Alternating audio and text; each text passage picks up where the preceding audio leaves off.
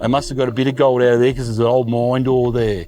They normally don't have mine doors on them, you know, but this one must have been quite profitable back in its day.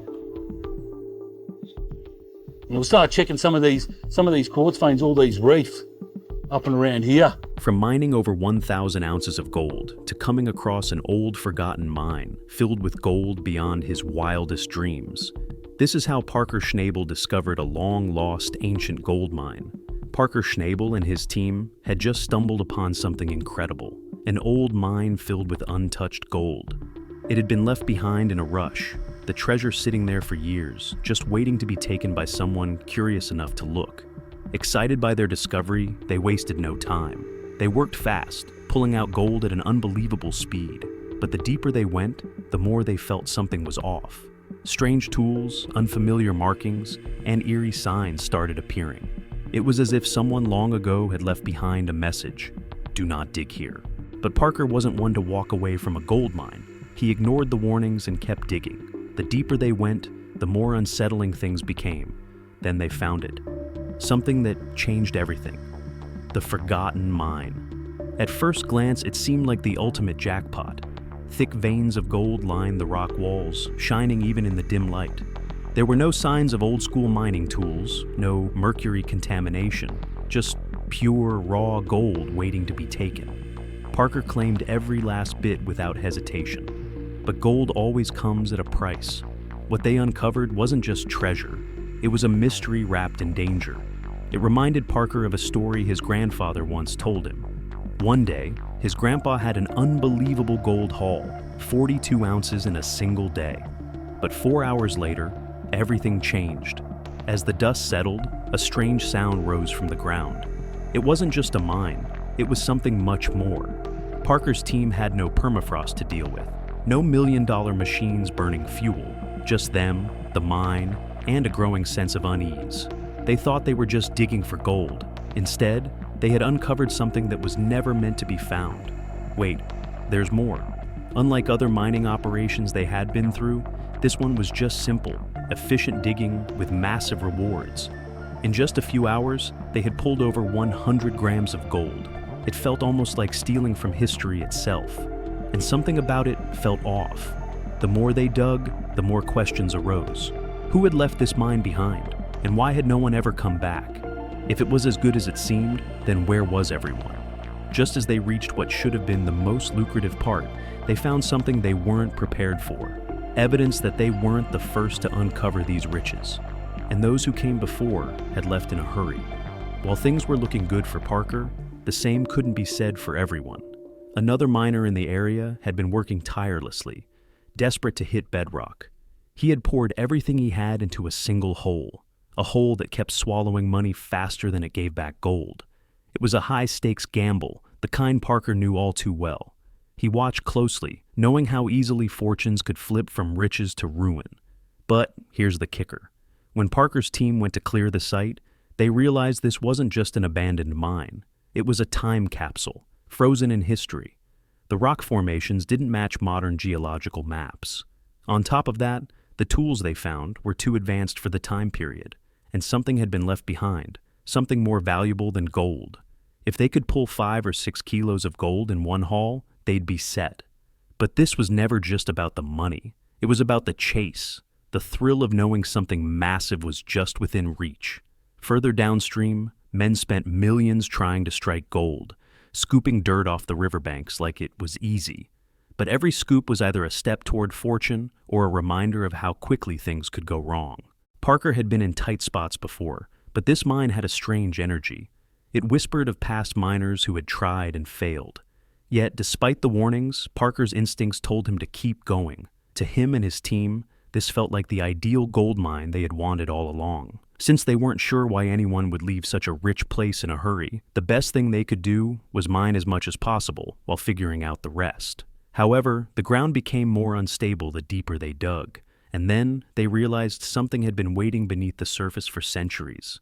A big win. And then they hit bedrock, the final layer before either striking it rich or walking away empty-handed. And there it was. Gold. More than they had expected. More than anyone in the area had found in decades.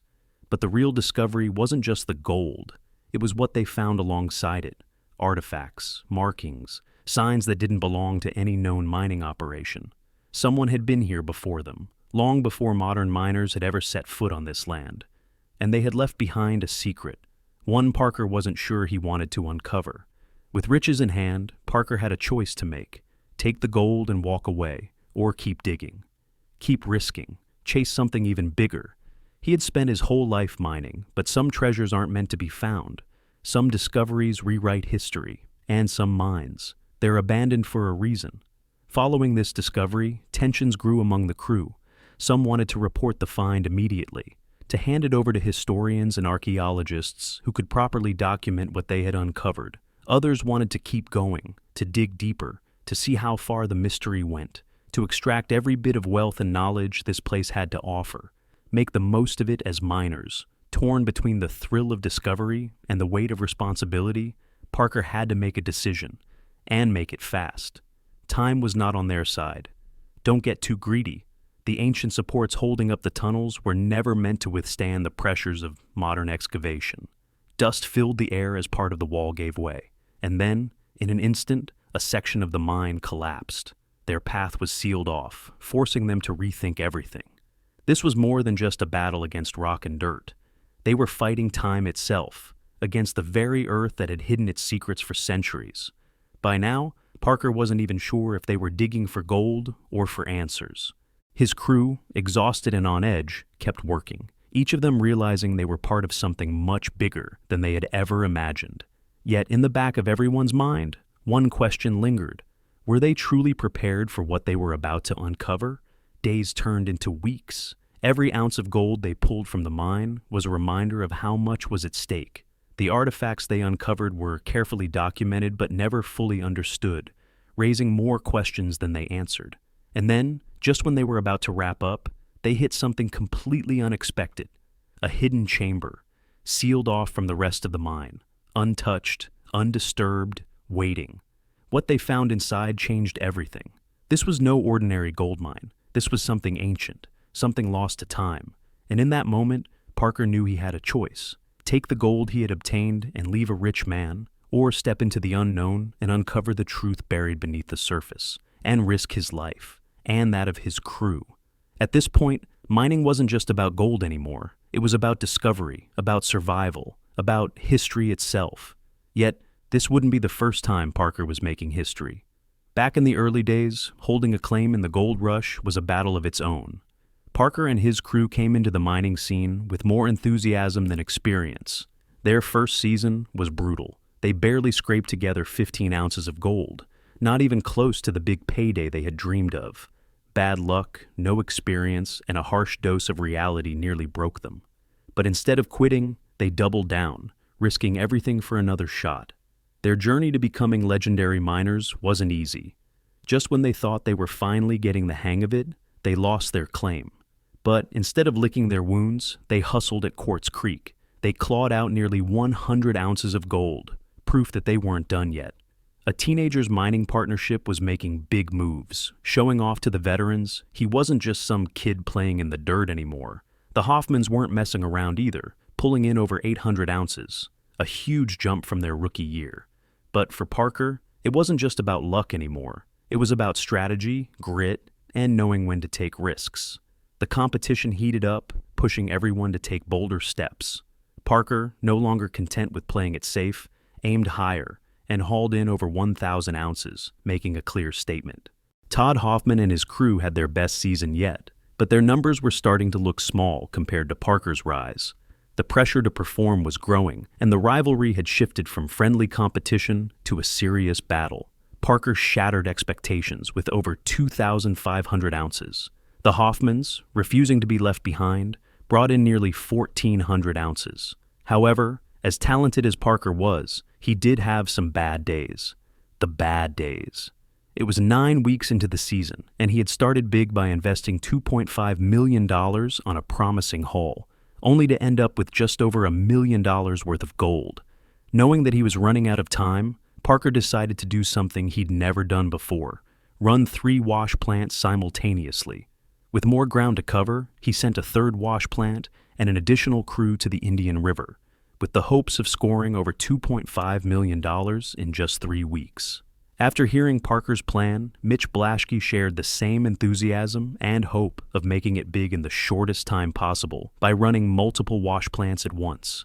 To him, each wash plant would manage to get a good amount of gold each week, and when they combined all the gold from the 3 plants, it would add up to a lot of money. At least, that's what they thought.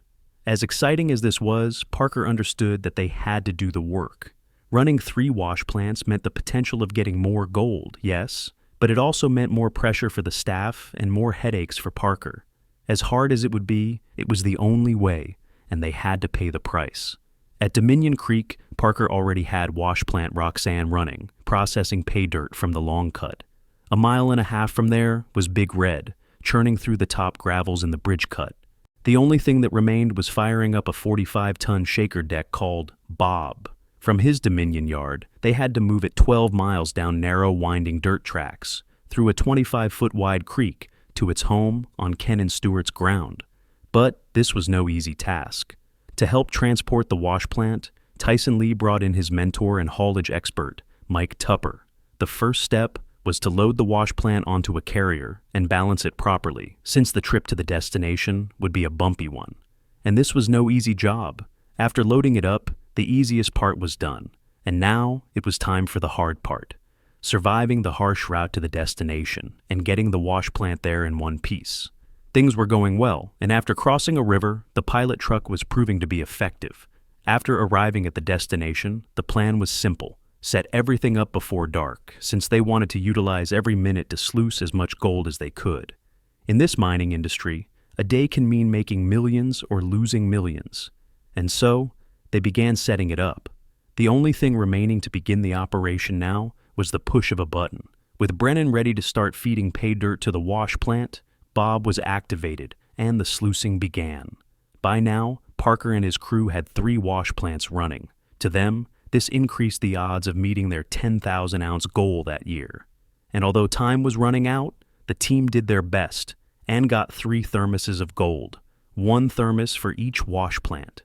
After weighing the first thermos from Big Red, the crew obtained 58.85 ounces, worth around $147,000. That was no good for Parker.